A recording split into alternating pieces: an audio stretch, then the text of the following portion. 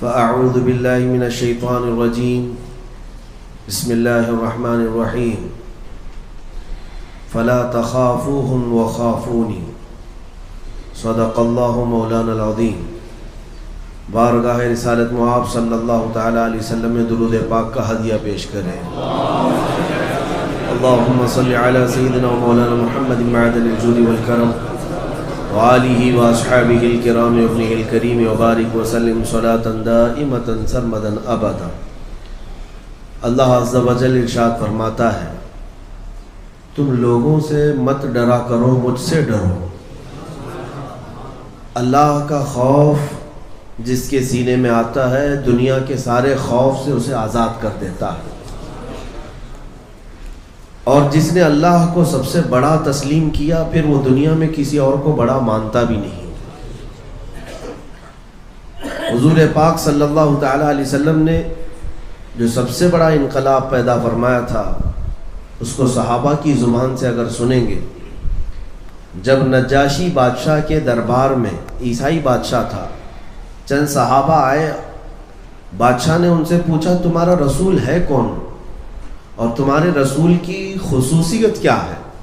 تو صحابہ نے اور سب خصوصیات نہیں، ایک خصوصیت یہ بتائی، ہمارا رسول وہ ہے جو بندوں کے خوف سے اور بندوں کی عبادت سے ہمیں آزاد کر کے خالق کی عبادت میں لگاتا ہے۔ بندوں سے، مخلوق کی خوف سے اور مخلوق کی عبادت سے نکال کر ہمیں خالق کی عبادت میں لگاتا ہے، یہ ہمارے رسول کی خصوصیت ہے۔ اور جب تک اس خصوصیت پر آپ عمل پیرا ہوں گے دنیا کی کوئی طاقت تمہیں خوف زدہ نہیں کر سکتی۔ قیصر و کسریٰ کون تھے؟ قیصر روم کے بادشاہ کو کہا جاتا ہے اور کسریٰ ایران کے بادشاہ کو کہا جاتا تھا۔ اس زمانے میں ان کی حیثیت ویسی تھی جیسے آج امریکہ اور رشیا کی ہے، یا امریکہ اور چائنا کی ہے۔ سپر پاور کی دوڑ میں وہ دونوں طاقتیں پوری دنیا پر قابض تھیں۔ قیصر اور کسریٰ کا نام ہی کافی تھا پوری دنیا میں، اتنے طاقتور وہ بادشاہت تسلیم کی جاتی۔ روم کا بادشاہ قیصر ہوتا، ایران کا بادشاہ کسریٰ ہوتا، جن کے پاس لاکھوں کی فوج تھی، بے پناہ ان کے پاس اسلحے تھے، لوٹے ہوئے مارے ہوئے کئی ملکوں پر ان کی اجارہ داری چلتی تھی۔ لیکن آپ کو میں حیرت کی بات بتاؤں، جو اپنے وقت کے سپر پاور طاقتیں تھیں، مکہ سے ہجرت کر کے مدینے جانے والے صحابہ، ہجرت کر کے جانے والے جن کا گھر بار سب مکہ میں چھوٹ گیا، مال و دولت رشتہ دار سب چھوٹ گئے، مدینے میں آنے والے وہ صحابہ جن کے پاس مکان بھی نہیں تھا، جن کے پاس صحیح ڈھنگ کے لباس بھی نہیں تھے کہ وہ اپنا بدن چھپا سکے، ان صحابہ نے ایک دن یہ نعرہ لگایا مدینے میں، ایک دن وہ آئے گا جب ہم قیصر و کسریٰ کو فتح کریں گے۔ زمین و آسمان کا فرق نظر آتا ہے دنیا کو، کہ یہ وہ لوگ ہیں جو بے گھر ہوئے ہیں، یہ وہ لوگ ہیں جن کا اپنا اصلی وطن چھوٹ گیا، یہ وہ لوگ ہیں جن کا گھر بار جائیداد سب چھوٹ گئی، اور بات کریں، اگر یہ بات کرتے کہ ہم واپس مکہ کو فتح کریں تو لوگ سمجھتے کہ ہاں ان کا وطن چھوٹا ہے، واپس مکہ یہ فتح کر لیں گے، لیکن یہ نہتے صحابہ سیدھے سپر پاور فتح کرنے کی بات کرتے تھے۔ قیصر و کسریٰ اس زمانے میں مکہ والے ان کا مذاق اڑاتے تھے، کس کا؟ صحابہ کا مذاق اڑاتے تھے، جن کے پیروں میں پہننے کے چپل نہیں، لباس پہ پیبند ہے، دن بھر ایک کھجور پر گزارا کرتے ہیں، یہ لوگ قیصر و کسریٰ کو فتح کرنے کی بات کرتے۔ لیکن میرے عزیزوں، جب وہ صحابہ کوئی بات کہتے تھے تو اس کا اثر بھی اتنا ہوتا تھا کہ سامنے دشمن اگرچہ انکار کر دیتا کہ تم سے کچھ نہیں ہوتا، لیکن خوف بھی رہتا تھا دل کے اندر کہ یہ بول رہے ہیں تو شاید کچھ ہو بھی جائے، یہ بول رہے ہیں تو شاید کچھ ہو بھی جائے، یہ خوف دنیا میں طاری رہتا تھا۔ اب میں آپ کو بتاؤں، ان بڑی طاقتوں پر خوف طاری کرنے والا ایک امیر المومنین عمر ابن خطاب، قیصر و کسریٰ نے دیکھا کہ یہ دعوے پہ دعوے کیے جا رہے ہیں، ان کے پاس کون سی طاقت ہے، اپنے قاصد کو بھیجا کہ جا عمر کی تلاشی لیا، مسلمانوں کا جو بادشاہ ہے وہ کتنا پاورفل ہو چکا اور کتنا آج طاقت جمع کر چکا ہے جو آج قیصر و کسریٰ کو پلٹنے کی بات کرتا ہے. ایک قاصد مدینے آیا, صحابہ سے ملاقات کی اور کہا تمہارے بادشاہ سے ملنا ہے. تو صحابہ جو موجود تھے انہوں نے ہنس کر کے کہا ہمارا بادشاہ ہوتا ہی نہیں, ہمارا بادشاہ نہیں ہوتا. تو پھر کہا کیا ہوتا ہے؟ کہا وہ امیر المومنین ہوتا ہے, غلام رسول ہوتا ہے. کہا اچھا وہ امیر المومنین کا محل کہاں ہے؟ پھر صحابہ پھر ہنس پڑے, کہا اس کا محل بھی نہیں ہوتا, محل بھی نہیں ہوتا. قیصر و کسریٰ کا قاصد آیا ہے, ترجمان آیا ہے حالات معلوم کرنے کے لیے. مدینے جو پوری دنیا پر پھیل رہی ہے اس جماعت کا حال معلوم کرنے آیا ہے. تو صحابہ سے پوچھا اچھا بتاؤ تمہارا امیر ہی کہاں رہتا ہے؟ صحابہ نے کہا مسجد نبوی کے قریب ایک پیپل کا جھاڑ ہے, اس کے نیچے سویا ہوگا, دوپہر کا وقت ہے. یہ پتہ کس کا بتایا جا رہا ہے؟ اس عمر ابن خطاب کا جس سے پورا قیصر و کسریٰ تھرا رہا ہے. وہ قاصد آیا اور بغور دیکھنے کے بعد اسے اندازہ ہوا کہ واقعی سیدنا عمر ابن خطاب ایک درخت کے نیچے ننگی پیٹھ زمین پر سوئے ہوئے, نہ کوئی باڈی گارڈ ہے نہ سیکورٹی گارڈ ہے, لیکن آپ محو خواب ہیں, آرام کر رہے ہیں. قاصد نے دل میں یہ سوچا کہ یہی وہ شخص ہے جس سے ہمارے بادشاہ ڈرے ہوئے. ہماری پوری فوج میں بہت ساری گرمی اور چہل پہل ہو رہی ہے, اس کو دیکھ کر یہ اکیلا ہے, چاہوں تو میں مار دوں. حضرت عمر فاروق کی آنکھ کھل گئی اور کہا جو تو سوچ رہا ہے وہ ہو نہیں سکتا, جو تو سوچ رہا ہے وہ ہو نہیں سکتا, اللہ میری حفاظت میں ہے. عزیزان گرامی, یہ کون سی چیز تھی جو انہیں ہر طرح کے خوف سے آزاد کی ہوئی تھی؟ کون سی چیز تھی جو بے خوف دنیا میں جیتے تھے؟ وہ ایک ہی چیز ہے, انہوں نے اپنے دل کو خوف خدا میں بسا لیا تھا, محبت مصطفیٰ میں اپنے آپ کو فدا کر لیا تھا, تو ہر غم سے اور ہر خوف سے آزاد ہو گئے.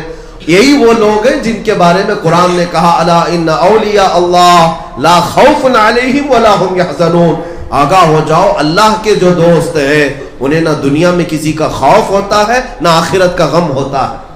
خوف کس بات کا ہوگا؟ آج سب سے بڑا ہمارا ایشو یہی ہے کہ ڈر اور خوف جس میں ہم جی رہے ہیں. حالات ایسے ہیں کہ میرے عزیزو دوسروں کی بات کیا, ایک مولوی صاحب ہمارے بغل میں کھڑے ہونے سے خوف کھا رہے تھے. 4 دن پہلے کی بات, ہمارے دوسرے لوگوں نے پوچھا, کہا نہیں فوٹو میں آ جاؤں گا, میرے پر بھی کوئی مسئلہ نہ آ جائے. یہ خوف ہے, یہ خوف ہے. عزیزان گرامی, میں ہر ایک کے بارے میں نہیں کہتا, لیکن اس خوف کو ڈالا کس نے ہے؟ یہ خوف تمہارے دلوں میں آیا کیوں؟ اس کو بھی حدیث رسول سے اگر میں آپ کو بتاؤں, مشکات ابو داؤد شریف کی حدیث ہے, نبی پاک صلی اللہ تعالیٰ علیہ وسلم نے ارشاد فرمایا ان قریب ایک زمانہ ایسا آئے گا کہ تمہارے دلوں پر اللہ کافروں کا خوف ڈال دے گا, دشمنوں کا خوف ڈال دے گا تمہارے دلوں پر. صحابہ نے پوچھا یا رسول اللہ ایسا کیوں ہوگا, ایسا کیوں ہوگا؟ نبی پاک صلی اللہ تعالیٰ علیہ وسلم ارشاد فرماتے ہیں صرف اس لیے ہوگا حب الدنیا و کراہیت الموت, تم دنیا میں بے پناہ محبت کرنے لگ جاؤ گے اور موت سے بھاگنے لگو گے. جب یہ 2 چیزیں تمہارے اندر آ جائیں, صرف دنیا دنیا دنیا اور موت سے خوف, موت سے ڈر, تو رب تعالیٰ کے حبیب فرماتے ہیں اللہ تمہارے دلوں پر ظالموں کا خوف ڈال دے گا. یہ ہم دیکھ رہے ہیں آج, ارے چلتے ہوئے جلدی سے ٹوپی چھپا لیا کہ کہیں لوگ دیکھ کر کے مجھے نشانہ نہ بنا لے, جلدی سے داڑھی منڈا لیا تاکہ مجھے لوگ سیکولر کہیں, پورا مسلمان بھی نہ سمجھے پورا کافر بھی نہ سمجھے, بیچ کا سمجھے. تم نے خود اپنے آپ کو بدلنے کی کوشش کر لی. یہ خوف ہی تو ہے جو تمہیں بدلتا جا رہا ہے. آپ ایک سیکولر آدمی بننے کی کوشش کریں, سیکولر کا مطلب منافق بننے کی کوشش کر رہے ہیں, جس کو اپنے ایمان کے اظہار کا شوق ہی نہیں. اور دنیا میں ہم نے وہ قومیں بھی دیکھی کہ دنیا انہیں 1000 کوسے لیکن وہ اپنی داڑھی اور پگڑی کے ساتھ پی ایم تک بن سکتے ہیں. انہوں نے اپنی شناخت کو سنبھالا, اپنی آئیڈینٹی کو سنبھالا. ایک مسلمان ہی ہے جسے یہ خوف جو لاحق ہوا اس کی ایک ہی وجہ ہے, ایک وجہ یہی ہے کہ تم نے نبی پاک صلی اللہ تعالیٰ علیہ وسلم کے مقام و مرتبے کو وہ حیثیت دینا چھوڑ دیا. ابھی 2 دن پہلے کی بات ہے, سوشل میڈیا پہ بہت ساری باتیں چلتی رہتی ہیں, میسیجز یہ گردش کر رہے تھے کہ علماء کی عوام جو ہے قدر نہیں کرتی, مسلمانوں میں ہر جگہ جو ائمہ مساجد ہیں وہ محروم ہیں, ان کو لاوارث رکھا جاتا ہے, ان کی تنخواہ نہیں دی جاتی, فلاں ان کے ساتھ برا سلوک ہوتا ہے, بہت ساری باتیں چلتی بھی رہتی ہیں. ایک سید زادے وہ بیان کر رہے تھے کہ عوام کا اپنے ائمہ کے ساتھ بہت برا سلوک ہے. ہم نے ایک ہی بات کہی کہ اس قوم کے سامنے کیا رونا جو اپنے نبی کو ہی چھوڑ چکی ہو, اپنے امام کو کیا پکڑے, جو اپنے نبی پاک کا امامہ پسند نہ کرے وہ اپنے امام کا جبہ پجامہ کیا پسند کرے, اسے تو کڑنے ہی لگتی ہیں چیزیں. اور جو رسول پاک سے سچی محبت رکھتا ہے وہ حضور پاک کی ہر شکل سے بھی محبت کرے گا, ان کے نائبوں سے بھی محبت کرے گا, ان سے ریلیٹڈ ہر چیز سے محبت کرے گا. بات یہی ہے میرے عزیزوں, یہ جو حالات آج تبدیل ہوئے بہت تیزی سے, اکثر ہمارے یہاں اینالائز کرنے والے, تجزیہ کرنے والے, بیٹھ کر کے ڈیبیٹ کرنے والے ان باتوں کو لاتے ہیں سامنے کہ مسلمانوں کے ساتھ جو یہ حالات ہیں اس کی ایک بڑی وجہ مخالف پارٹیاں ہیں, گورنمنٹ میں برسر اقتدار آنے والی وہ کٹر واد تنظیمیں ہیں. تم ڈاکوؤں کو کیا بلیم کرتے رہو گے؟ بات اتنی ہے کہ ڈاکو کی فطرت ہے ڈاکہ ڈالنا. ایک شاعر نے کہا ہے مجھے رہزنوں سے غرض نہیں, تیری رہبری کا سوال ہے. چور تو چوری کرتا ہی رہتا ہے, آپ کیا کر رہے تھے اس وقت یہ پوچھا جائے گا. آپ اپنے سامان کو بکھرا ہوا چھوڑے ہوئے تھے, ظاہر سی بات ہے اپنے گھر کے آنگن میں آپ اپنا سونا چاندی سارا مال لا کر رکھے اور گھر میں سو رہے ہوں, چور آ کر چوری کر لے جائے تو گالیاں چور کو دو گے کہ چور میرے گھر کا سامان اٹھا لے گیا؟ بلکہ غلطی تمہاری ہے کہ جس سامان کی حفاظت تم پر ضروری تھی تم نے آنگن میں کیوں اس کا اظہار کیا. یہی حالات ہے میرے عزیزوں. ان کفار و مشرکین بدبخت اور ظالموں کو ہم کوس رہے ہیں, ان کی عادت آج سے نہیں, ابو لہب سے بھی یہی چلتا آ رہا ہے, ابو جہل سے بھی یہی چلتا آ رہا ہے. یہ کوئی نئی بات نہیں. موب لنچنگ آج کے زمانے کی ایجاد نہیں. کوفہ والوں نے کیا موب لنچنگ نہیں کی تھی؟ ایک امام مسلم بن عقیل کو سارے کتوں نے گھیر کر قتل کیا, ان کے سر کو گورنر ہاؤس پر لٹکایا, یہ موب لنچنگ ہی تو تھی. ہانی بن عروہ کو قتل کر کے کوفہ کے بازاروں میں گھمایا, یہ موب لنچنگ ہی تو تھی. آج کی ایجاد نہیں ہے, یہ پچھلے کئی صدیوں سے ظالم اپنے ظلم پر اور کافر اپنے کفر پر اڑا ہوا ہے. سوال صرف تمہارے متعلق آتا ہے کہ تم آج اتنی تیز کیسے بدل گئے. اس لیے کہ جب ہماری تعداد 313, 414, 1000, 2000 کی ہوتی, لیکن دشمنان اسلام پر ایک ہیبت طاری ہوتی تھی, ایک ہیبت طاری ہوتی. میں نے ایک انگریز مفکر کی لکھی ہوئی تاریخ کو دیکھا جس نے صلاح الدین ایوبی کی تاریخ لکھی ہے. وہ جرمن کا رہنے والا یا اٹلی کا رہنے والا, اس نے یہ لکھا ہے کہ میں نے پوری تاریخ میں ایسا شخص نہیں دیکھا کہ صلاح الدین کے پاس ایک وقت ایسے حالات آ گئے کہ 12,000 کا صرف اس کے پاس لشکر رہ گیا تھا. توجہ چاہتا ہوں, 12,000 کا لشکر رہ گیا تھا اور مقابل میں سارے صلیبی بادشاہ جمع ہوئے اور ان کی فوج جو جمع ہوئی وہ 4 لاکھ کی ہو چکی تھی. اور 4 لاکھ کی فوج وہ صلاح الدین ایوبی کے سر پر لا کر کھڑے ہو گئے. اور صلاح الدین کے پاس راستہ کیا تھا؟ یا تو بھاگ جائے میدان چھوڑ کر, یا تو ان سے صلح کر لے اور علاقے دے دے. لیکن اس مرد قلندر کو ہزاروں سلام اپنے مجاہدین سے پوچھا کہ تم تعداد دیکھ رہے ہو 4 لاکھ کی اور ہم 12,000 ہیں, اگر ملٹیپل کیا جائے تو پتہ نہیں کتنے گنا ہو بڑھ جائے, کئی گنا بڑھ جائے. صلاح الدین ایوبی کے ساتھ جو مجاہدین اسلام تھے, جو نوجوان تھے, انہوں نے صرف اتنی بات عرض کی کہ صلاح الدین آپ ہم سے اجازت کس بات کی لے رہے ہیں؟ کیا اسلام میں آج تک کبھی تعداد دیکھ کر کے جنگ کی گئی ہے؟ اگر تعداد دیکھ کر جنگ کرنی ہوتی تو رسول اللہ بدر میں کبھی نہیں جاتے. اگر تعداد ہی کا مسئلہ ہوتا تو خندق اور احد میں حضور جاتے ہی نہیں. ہر جگہ لوگ دشمنوں کی ہی میجورٹی تھی. اے صلاح الدین, ہمارے 12,000 پر ہمیں نہ یقین ہے اور نہ ان 4 لاکھ کا ہمارے اوپر خوف ہے. اس میدان میں ہمارے ساتھ جو کچھ بھی ہے وہ اللہ کا بھروسہ ہے, اللہ کی ذات پر بھروسہ ہے. مومنوں, اس بھروسے اور توکل کو چھوڑے بیٹھے ہو. آج کروڑوں کی تعداد تمہاری ہے لیکن ڈرے سہمے ہوئے. اس کی ایک وجہ یہی ہے, اس کی ایک خاص وجہ کہ جب تک آپ ان تمام حالات کو دیکھ کر کڑتے اور اندر ہی گڑتے رہ جائیں گے, لیکن ان میں ایک بہت بڑا جو مسئلہ ہے وہ دشمنوں کا نہیں, جو کھلے ہوئے دشمن ہیں ان کا نہیں, جماعت کے اندر موجود جو غدار منافقین ہیں ان کا ایک بہت بڑا ایشو ہے مسلمانوں کی. ہر زمانے میں مسلمانوں کے اگر حوصلے کوئی پست کرتا ہے تو وہ دوسرا مسلمان ہوتا ہے. مسلمانوں کو اگر پیچھے ڈھکیلنے کی پلاننگ کرتا ہے تو وہ مسلمان ہی آتا ہے. میرے مرشد گرامی حضور تاج الشریعہ رحمۃ اللہ تعالی علیہ نے ایک آیت کی تشریح بھی فرمائی اور ارشاد فرمایا. یہ 5ویں پارے کی آخری آیتوں میں سے ہے.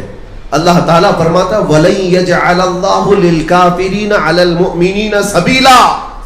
اللہ کا فرمان سنا رہا ہوں. رب تعالیٰ فرماتا ہے اللہ ہرگز کافروں کو مسلمانوں پر غلبہ نہیں دے گا. بات توجہ کی ہے, اللہ فرما رہا ہے کفار و مشرکین کو اللہ مسلمانوں پر غلبہ کبھی نہیں دے گا. لیکن یہاں دکھا تو رہا ہے, یہ حالات تو ہیں, تو کیا قرآن جھوٹ بول رہا ہے؟ اللہ تبارک و تعالیٰ جو کہہ رہا ہے وہ کیا ہے پھر؟ ہمارے بزرگ مرشد نے یہ فرمایا تھا. ہاں, اس کی تفسیر میں مفسرین نے فرمایا کہ اگر کافر کسی مسلمان پر غلبہ پاتا ہے تو وہ کسی دوسرے مسلمان کے ذریعے سے پاتا ہے. جب تک کوئی منافق اس کا ساتھ نہیں دیتا تب تک وہ براہ راست کبھی تم پر حاوی نہیں ہوتا. مسلمانوں, اس بات کو سمجھنے کی ضرورت ہے. ان حالات میں جب نبی پاک صلی اللہ تعالی علیہ وسلم کی عزت پر اس قدر حملے ہوں اور تمہیں یہ بتایا جائے کہ مصلحت یہ ہے کہ تم اپنے گھروں میں چوڑیاں پہن کر بیٹھے رہو, تو یہ وہی منافقین کی جماعت ہے, انہی غداروں کی جماعت ہے جنہوں نے صحابہ کو احد کے میدان میں جانے سے بھی روکا تھا. احد کے میدان میں جانے سے صحابہ کو روکتے رہے, اور جب شکست کھا گئے صحابہ تو انہوں نے مدینے میں بہت بڑے بڑے پیمانے پر واویلے مچائے تھے کہ ہماری بات سنے نہیں, گئے اور پٹ گئے, دیکھو آ گئے, کٹ گئے, آ گئے. منافقین کی باتیں تھیں. اللہ تبارک و تعالیٰ منافقین کو ظاہر فرمانا چاہتا تھا. وہ احد میں جانے کے تیار نہیں تھے. انہوں نے بار بار یہ کہا تھا ہم میدان احد میں نہیں جائیں گے, ہماری تعداد کم ہے, ان کی تعداد زیادہ ہے, اور کچھ پیچھے رہ گئے. 300 کے قریب وہ لوگ جو رسول اللہ کے پیچھے نماز پڑھتے تھے احد میں نہیں آئے, چھوڑ کر بھاگ آئے. اور پھر یہاں مدینے میں کہنے لگے کہ ہم پہلے ہی سے کہتے تھے کہ ان لوگوں کو مارا جائے گا, پیٹا جائے گا. دیکھو احد کے میدان میں 70 مسلمان شہید ہو گئے, ہماری بات سنتے نہیں, ایسے ہی چلے جاتے ہیں اور ایسا ہو جاتا ہے ویسا ہو جاتا ہے. یہ جو پیٹرن ہے نا, یہ آج بھی چلتا ہے, آج بھی چلتا ہے کہ ہم تو بولے تھے, پہلے ہی سے بولے تھے, کائے کو اس میں سر کھپانے کی ضرورت تھی, دیکھا مارا گیا ہے, پیٹا گیا ہے, کیسوں میں اندر چلا گیا, کیا ضرورت تھی اس کو. منافقوں تمہیں پتا نہیں, ہم اگر پیٹے جاتے ہیں تو صرف نبی پاک کے نام پر. تم کیا سمجھتے ہو حضور کی عزت کی بات کرنا اور گھر میں بیٹھ کر صرف نعرے لگانے کا نام محبت ہے؟ ہاں, محبت اس وقت ہوگی جب بلال حبشی کی طرح تم بھی میدان میں گھسیٹے جاؤ, خبیب ابن عدی کی طرح تم بھی سولی پر چڑھائے جاؤ, تب پھر تو امتحان ہوگا, تب پتہ چلے گا. عزیزان گرامی وقار, میں آج آگاہ اس بات سے کرنا چاہتا ہوں کہ ان منافقین کی چھتر چھایا سے بھی باہر نکل آؤ, ان غداروں کی جماعتوں سے باہر نکل آؤ جو دائرہ اسلام میں رہ کر اسلام کو جتنا نقصان پہنچانے کی کوشش کرتے ہیں وہ کفار و مشرکین سے بھی اتنا نقصان نہیں ہوتا ہے. آپ نے دیکھا کہ باضابطہ طور پر مسلمانوں میں ایسے لوگ پالے جاتے, خریدے جاتے ہیں, ان کے چہرے پر داڑیاں بھی رکھوائی جاتی ہیں, ان کو جبے کبے بھی پہنائے جاتے ہیں, اور پھر یہ زر خرید ٹٹو وہ ہیں جو مومنین کے حوصلے پست کرنے کے لیے لائے جاتے ہیں. اور وقت آتا ہے تو یہ بدل بھی جاتے ہیں. آپ نے دیکھا ہوگا کتنے زمانے تک اتر پردیش کے وقف بورڈ پر ایک شیعہ نام سے وسیم یہ غلبہ حاصل کیے ہوئے حکومت کر رہا تھا, صدارت پر بیٹھا ہوا تھا, بنام مسلمان تھا. لیکن میرے عزیزوں, جب وقت آیا تو ان خبیثوں نے اپنا اصلی رنگ ظاہر بھی کیا اور بدل بھی گئے, چلے بھی گئے, اور قرآن پاک پر حملے کیے, حضور کی ذات پر حملے کرنا شروع کیے. یہ وہی لوگ ہیں جو زر خرید ہیں, بکے ہوئے ہیں, ان کے ناموں پر کبھی نہ جائیں. اس لیے میں آپ کو تنبیہ یہ کروں گا کہ اگر حضور پاک صلی اللہ تعالیٰ علیہ وسلم سے سچی پکی عقیدت و محبت ہے تو پھر دنیا داری نہ دیکھو, حضور کی عزت سب سے پہلے نمبر پر ہو. ہماری سب سے پہلی پرائیورٹی یہ ہو کہ نبی پاک کے لیے کوئی بھی چیز ہم سہ سکتے ہیں, برداشت کر سکتے ہیں. اور اگر آج اس بات میں سیریس نہیں ہوئے تو پھر کل جو ہونے والا ہے وہ اور بھی خطرناک ہے, اور بھی خطرناک ہے. آج ملکی حالات پر مجھے بڑا افسوس بھی ہے, اتنی تیزی سے یہ حالات یوں نہیں بدلے. غالباً آج سے 8 سال پہلے میں اسی سرزمین سے چیخ رہا تھا کہ ایک وقت آئے گا جب تمہاری ماں اور بہنوں کو بازار میں لا کر نیلام کر دیا جائے گا, تم کچھ بھی نہیں کر سکو گے. امام غزالی کا فرمان میں نے سنایا تھا کہ حضور کی توہین برداشت کر کے خاموش رہنے والی قوم کے ساتھ یہ ہوگا, اور تمہارے بچوں کو مار دیا جائے گا, تم کچھ نہیں کر سکو گے. 7-8 سال نہیں گزرے, وہ آج حالات ہماری آنکھوں کے سامنے, ہماری ماں اور بہنوں کے ساتھ جو کچھ بھی ہو رہا ہے وہ سب آپ دیکھ رہے ہیں. آپ کو پتا ہے کتنے ایسے یہاں پر آئی ٹی سے تعلق رکھنے والے جانتے ہوں گے, باضابطہ ایپلیکیشن بنا کر جس میں مسلمان عورتوں کی ڈیل کی جا رہی ہے, مسلمان عورتوں کے اس میں بایو ڈاٹا رکھ کر کے انہیں نیلام کیا جا رہا ہے. اس عورت کے 50,000 قیمت ہے, اس کے 1 لاکھ قیمت ہے, اس کی 2 لاکھ قیمت ہے, اس میں ساری مسلمان عورتیں ہیں. یہ سب کون کر رہا ہے؟ یہ سلی ڈیل, بلی ایپ, یہ جو نام سے مارکیٹ میں ایپلیکیشن دیے گئے ہیں, میرے عزیزوں سائبر کو سب پتہ رہتا ہے. ایک ایپ کو ڈاؤن لوڈ, ایک ایپ کو رجسٹر کرنے کے لیے جب تک پرمیشن نہیں دی جاتی رجسٹر ہوتا نہیں ہے, سب پتہ ہے. لیکن یہ باضابطہ پری پلان ہوتے جا رہے ہیں. کون کون سی چیزیں آج 8 سال کے بعد میں دیکھ رہا ہوں کہ ہماری ماں اور بہنوں کی عزت سلامت نہیں ہے. باضابطہ کوئی ایک سنگٹھن اعلان کرتی ہے کہ تم مسلمان عورتوں کو اپنی بہو بناؤ, 2.5 لاکھ روپے ہم سے لے لو, 5 لاکھ روپے ہم سے لے لو. یہ ساری چیزیں کیا آپ نہیں سن رہے ہیں؟ باضابطہ طور پر ابھی ایک رپورٹ میں 8 لاکھ مسلمان بچیوں کی بات بتائی گئی کہ انہیں مرتد بنایا گیا, مندروں میں لے جا کر ان کے ساتھ شادیاں کی گئی. ان میں سے کئی ایسی ہیں صرف اور صرف مزہ چک کر کے انہیں چھوڑ دیا جاتا ہے, مار دیا جاتا ہے, انہیں قتل کر دیا جاتا ہے. ایک بار جب دھبا لگ جاتا ہے تو اسے اپنی قوم بھی نہیں قبول کرتی, اور پھر وہ ایسی. میں آج سے 1 سال پہلے کی بات بتاؤں, دلی میں ایک صاحب اب بھی موجود ہیں, انہوں نے یہ بات رو کر کے ہم سے کہا کہ کئی مسلمان بچیاں ایسی ہیں جن کی میری دبئی میں ملاقات ہوئی, دبئی میں ملاقات ہوئی, روتی رہیں, اور ان کا حال کیا تھا؟ کہا ہمارا صرف افیئر تھا کالجز میں یا باہر, اور کچھ نان مسلم کے ساتھ افیئر کر کے ہم اپنے گھروں سے مخالفت لے کر ان کے ساتھ بھاگ آئیں. انہوں نے شادی تو کیا لیکن چند ہی دنوں کے بعد ہمیں یہاں لا کر بیچ دیا. اب تک ہم کوٹھے پر بیٹھی ہوئی ہیں, ان کے ماں باپ کو خبر تک نہیں ہے, کئی تو مر گئی. میرے عزیزوں یہ حالات کیوں ہوئے؟ یہی وہ امام کی بات یاد آتی ہے, تم نے نبی پاک کی عزت پر جو خاموشی اختیار کی تو پھر تمہارے گھروں کی عزت کب سلامت رہنے والی ہے؟ تم کیا سمجھتے ہو یہ صرف چند گھروں کی لوٹ مار ہے؟ یہ چنگاریاں ہر گھر تک پہنچیں گی, ہر گھر تک پہنچیں گی.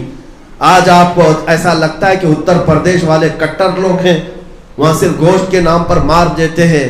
ارے وہ زہریلی ہوا یہاں پہنچنے میں ٹائم نہیں لگنے والا ہے, وقت نہیں لگے گا. اب تک تو کرناٹک, کیرلا کو ایجوکیٹڈ سٹیٹس میں بتایا جاتا تھا, یہاں کے لوگ سیکولر دماغ والے ہیں اور سب مل جل کر رہتے ہیں, یہاں فسادات نہیں ہوتے. لیکن آج پوری دنیا میں حجاب کا مسئلہ اگر چھڑا ہے تو یہ ہماری زمین ہے. یہیں سے یہ کٹرواد کہاں سے آئے؟ یہ ان کے اندر زہر اور نفرت کہاں سے آئی؟ آپ اس بات کو سمجھتے کیوں نہیں کہ جو 4000 کلومیٹر دور نفرت رکھتا ہے اس کی چنگاریاں تمہارے گھر پہ آنے کے لیے منٹ بھی نہیں لگیں گے. یہ ہم دیکھ رہے ہیں آج حالات. اس لیے میرے عزیزوں، جینا ہے تو بے خوف ہو کر جیو. ادخلوا فی السلم کافہ، رب نے قرآن میں فرمایا تم پورے کے پورے اسلام میں تو آ جاؤ، تم اپنے چہروں کے ساتھ آ تو جاؤ، تاکہ تمہارے پاس منہ تو رہے رب کی بارگاہ میں رحمت مانگنے کا، تمہارے پاس چہرہ تو رہے مدد مانگنے کا.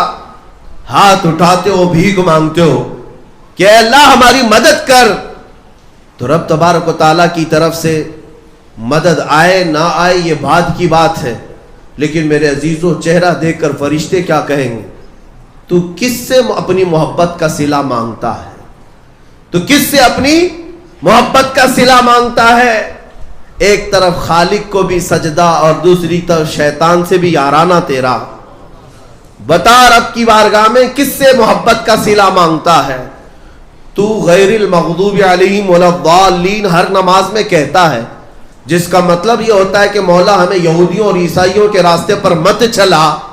تم ہر مسجد میں اللہ کو یہ کہہ کر جاتے ہو اور باہر جا کر تمہارا لباس، تمہارا چہرہ، تمہارا پہناؤ سب تو یہود و نصارہ کا ہے.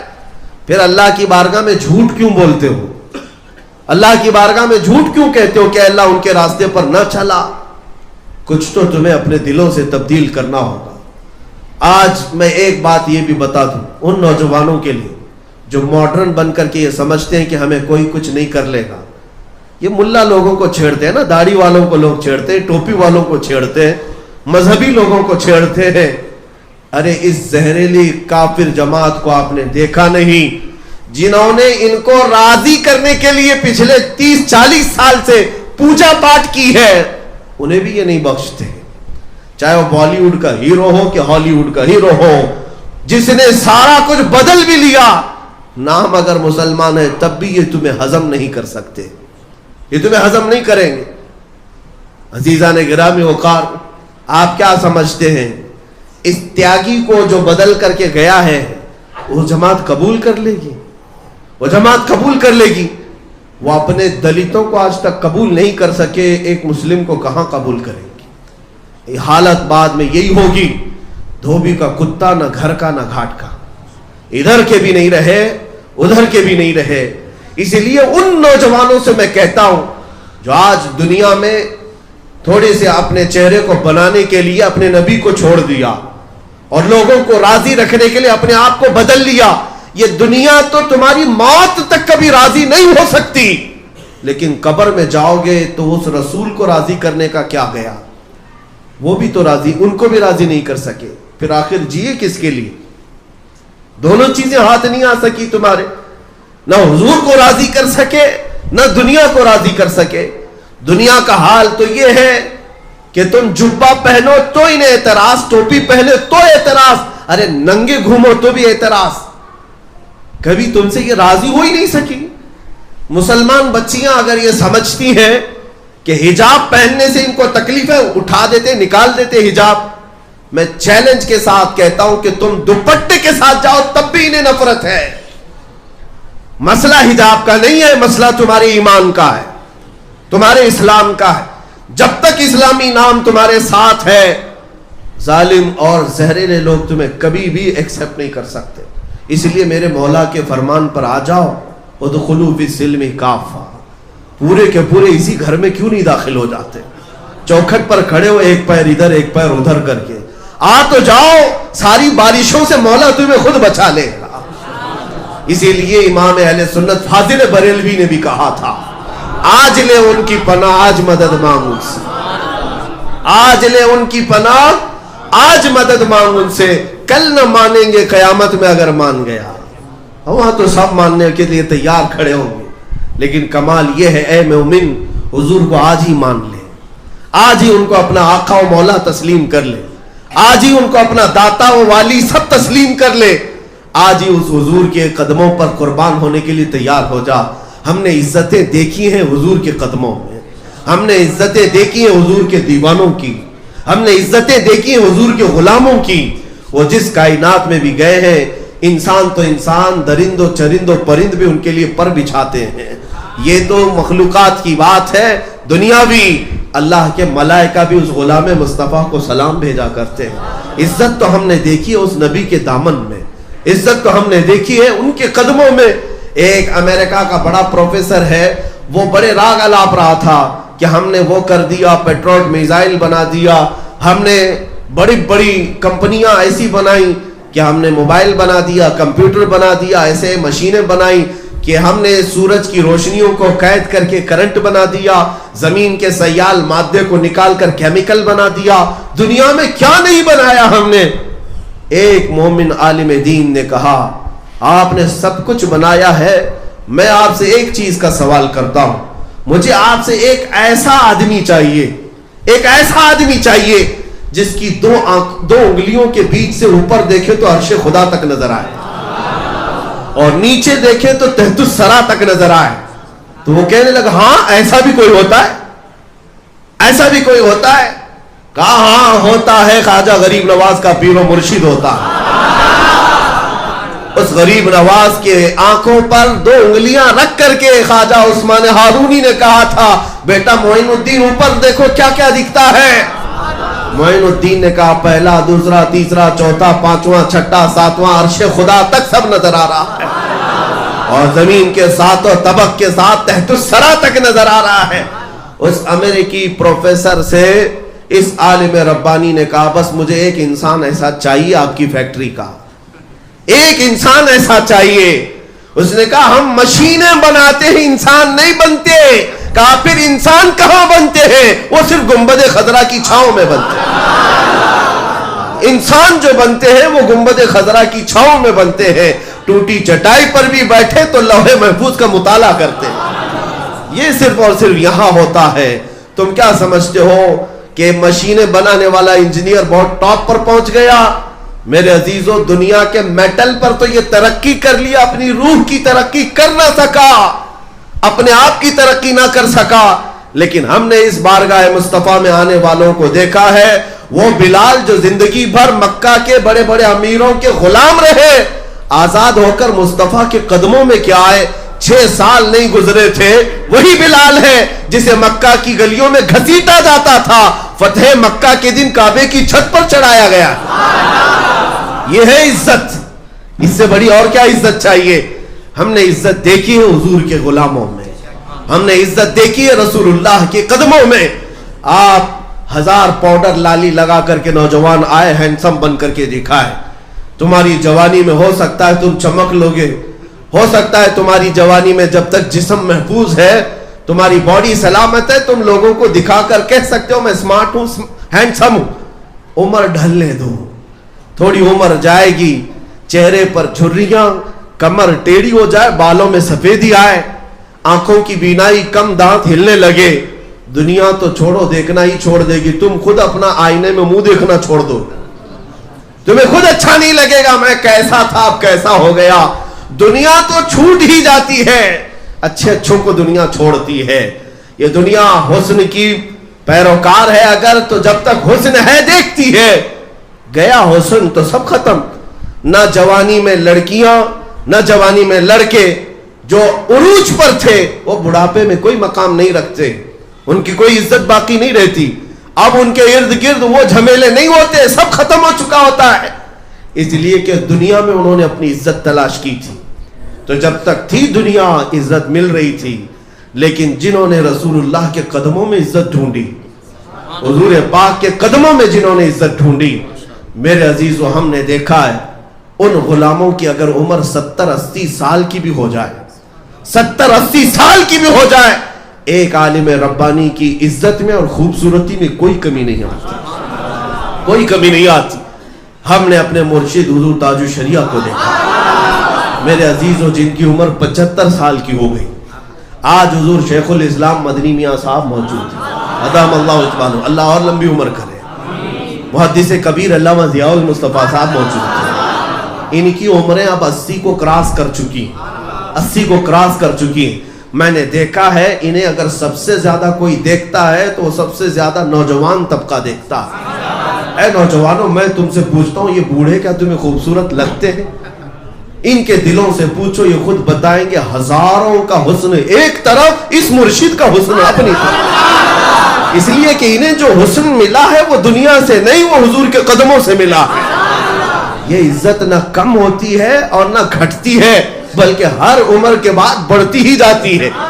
یہاں ہوتا ایسا ہے کہ ریٹائرمنٹ ملتی ہے دنیا میں، 60 سال کے بعد آپ گھر بیٹھو، اس لیے کہ آپ دماغ سٹیا جائے گا، الٹے سیدھے فیصلے کرو گے۔ بہت زیادہ بوڑھے ہو گئے تو ان کو لوگ پوچھنا چھوڑ دیتے، ارے میاں بوڑھا ہو گیا، پگلا گیا، سٹیا گیا، کیا کیا باتیں کرتا ہے۔ یہ دنیا کے حالات ہیں، لیکن میں دین کی بات بتاؤں، حضور کے غلاموں میں جو جتنا بوڑھا ہوتا ہے اسی سے فیصلے کرائے جاتے ہیں۔ جتنا بوڑھا ہوگا اتنے ہمارے اکابرین میں سے ہوگا، جتنی عمر والا ہوگا اتنے ہی زیادہ اس کے مقامات بڑھتے چلے جاتے ہیں۔ لیکن بحمدہ تعالی حضور کے غلاموں میں ایک کو بھی میں نے پاگل ہو کر مرتے ہوئے کبھی نہیں دیکھا، پاگل ہو کر مرتے ہوئے نہیں دیکھا۔ اعلیٰ حضرت فاضل بریلوی رضی اللہ تعالیٰ عنہ 25 صفر کا دن ہے جس دن ان کا انتقال ہو رہا ہے۔ وہ کئی دن سے نزع کے عالم میں تھے، وہ نزع کے عالم میں تھے۔ سکرات کسے کہتے پتہ ہے؟ باپ بیٹے کو نہیں پہچانتا، بیوی کو نہیں پہچانتا، سکرات اسے کہتے ہیں۔ جمعہ کا دن ہے، 2:38 پر آپ کا انتقال ہوا، مشہور ہے، لیکن اسی دن کی بات ان کے شاگرد صدر الشریعہ کہتے ہیں۔ اعلیٰ حضرت کے شاگرد ہیں حکیم امجد علی خان رحمۃ اللہ علیہ، کہتے ہیں میں دارالافتاء میں فتویٰ لکھ رہا تھا، مجھے ایک عبارت نہیں مل رہی تھی کس کتاب میں، ریفرنس مجھے چاہیے تھا، لیکن اعلیٰ حضرت بیمار تھے، کئی دنوں سے بیمار تھے، لیکن میرے بس کا بھی کام نہیں تھا، لائبریری ڈھونڈ ڈھونڈ کر تھک گیا، مجھے مل نہیں رہی تھی۔ سوچا کہ ایک بار زحمت دے دوں۔ آئے، یہ 12 بجے یا 11 بجے کا وقت تھا جمعہ کا، اذان سے پہلے کی بات ہے۔ اندر آئے تو عورتیں موجود تھیں، عورتوں کو گھر میں بھیجا گیا۔ اعلیٰ حضرت سے کہا گیا آپ کے شاگرد صدر الشریعہ آئے۔ اعلیٰ حضرت نے انہیں آنے کی اجازت دی۔ کہا مولانا کیسے آئے؟ کہا کہ حضور ایک فتویٰ لکھ رہا تھا اور اس میں ایک لائن مجھے نہیں مل رہی کس کتاب میں۔ اعلیٰ حضرت نے کہا جاؤ فتاوی شامی جلد نمبر 6 صفحہ نمبر اس پر یہ لکھی ہوئی۔ یہ وہ وقت ہے جسے سکرات کہتے ہیں، یہ وہ وقت ہے جسے نزع کہتے ہیں۔ صدر الشریعہ کہتے ہیں میں جلدی سے واپس آیا، دارالافتاء میں بیٹھ کر کے میں نے وہی کتاب اٹھائی، جو ویلیوم، جو جلد نمبر آپ نے کہی، وہی صفحہ کھولا تو عین اسی لائن میں مجھے وہ عبارت مل گئی۔ میں فتویٰ کمپلیٹ کیا تھا کہ یہاں سے اعلان ہونے لگا اعلیٰ حضرت کا انتقال ہو چکا ہے۔ میرے عزیزوں، یہ بات میں نے اس لیے عرض کی کہ دنیا کے اندر ہوس میں رہنے والوں کو ہم نے دیکھا، ان کے جانے کا وقت کیا ہوتا ہے، وہ اپنے عزیزوں کو بھول جاتے ہیں، وہ اپنوں کو نہیں پہچان پاتے۔ لیکن جو رسول اللہ کے قدموں میں فنا ہو گیا، آخری سانس تک مولا اس کے دماغ کی بھی حفاظت کرتا ہے، اس کے عقل کی بھی حفاظت کرتا ہے، اس کے حسن کی بھی حفاظت کرتا ہے۔ اسی لیے ان کی مان لو، آج لے ان کی پناہ، آج مدد مانگ ان سے، کل نہ مانیں گے قیامت میں اگر مان گیا۔ اے مومنو، اتنا اپنی زندگی کا خاصہ بنا لو، انہیں جانا انہیں مانا، نہ رکھا غیر سے کام، للہ الحمد میں دنیا سے مسلمان گیا۔ آج کے ان حالات کا سب سے بڑا جو حل ہے وہ یہی ہے کہ حضور کے قدموں میں آ جاؤ، ادخلوا فی السلم کافہ، پورے کے پورے مسلمان تو ہو جاؤ۔ تم اپنے گھروں سے انقلاب شروع کرو۔ عورتوں کے حجاب کے لیے آج جو آوازیں اٹھائی جا رہی، ان درندوں کو ضرورت کس بات کی کہ ہم جو پہنے تمہیں کیا فرق پڑتا ہے؟ تم ننگے بھی رہتے ہو تو ہم کہاں کہنے جاتے ہیں؟ تم کیا کہتے ہو، کیا کھاتے ہو، کیا پیتے ہو؟ ہم نے کبھی کہا؟ کبھی کسی نے پیشاب پی لیا، گوبر کھا لیا، ہمیں کچھ فرق نہیں پڑتا، ہمیں کیا فرق پڑتا ہے؟ آزاد ملک ہے، تم جو کھانا چاہو، جو پینا چاہو کہو۔ لیکن ان درندوں کو تکلیف ہر مسلمان سے ہوتی ہے۔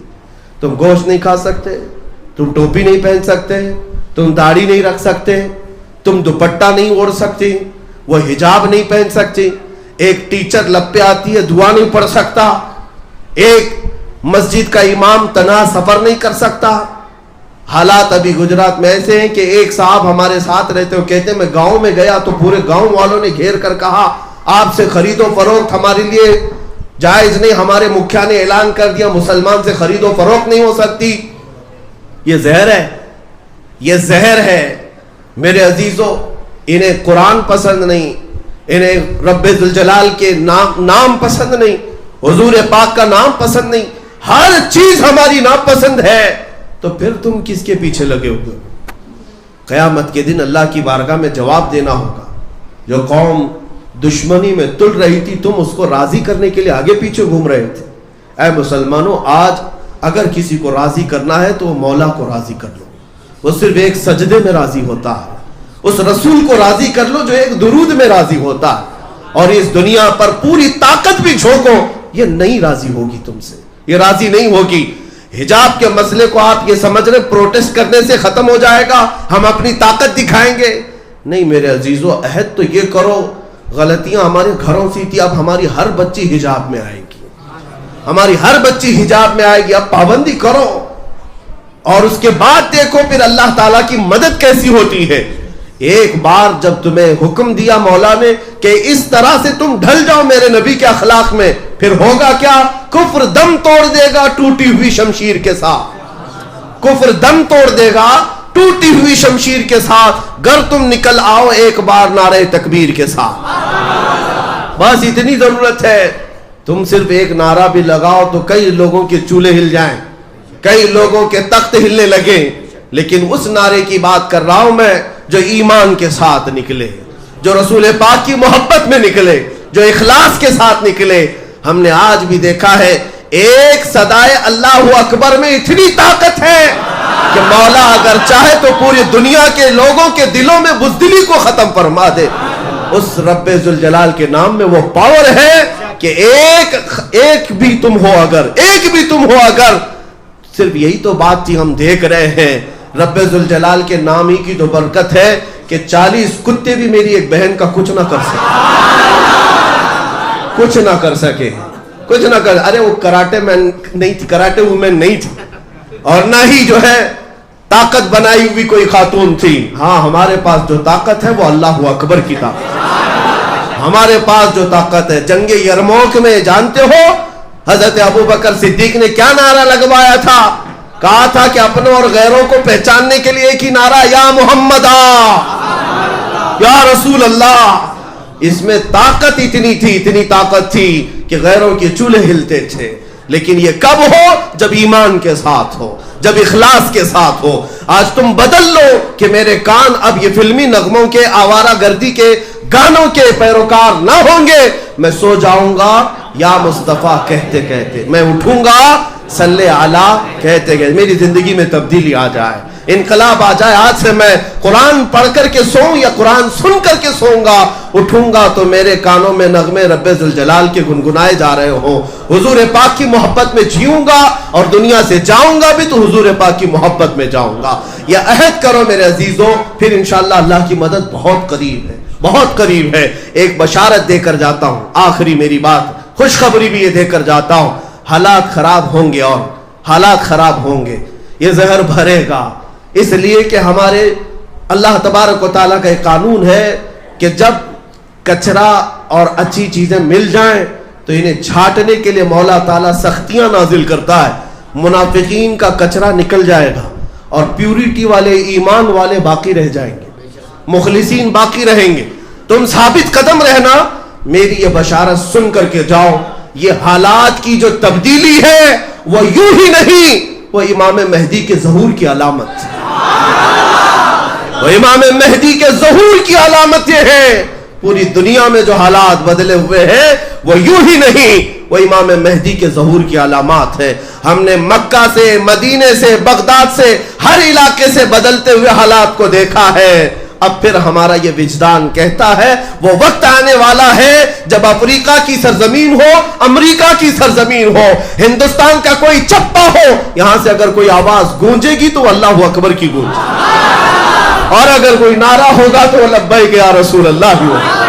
اے اللہ کے رسول ہم حاضر ہیں, اے اللہ کے رسول ہم حاضر ہیں. دیکھنا چند دنوں کے بعد انقلاب آئے گا, لیکن شرط اتنی ہے کہ خوف کو نکالو, ڈر کو نکالو, اس لیے کہ تمہارا تعلق کسی چور قوم سے نہیں ہے, تمہارا تعلق کسی گنہگار قوم سے نہیں ہے. فخر سے کہو کل بھی میں حضور کا غلام تھا, آج بھی میں غلام ہوں. اپنا سب کچھ گنبد خضرا کل بھی تھا اور آج بھی ہے, میرے نبی سے میرا رشتہ اور بتلا دو گستاخ نبی کو غیرت سنی زندہ ہے، ان کے نام پہ مر مٹنے کا جذبہ کل بھی تھا اور وآخر دعوانا الحمدللہ.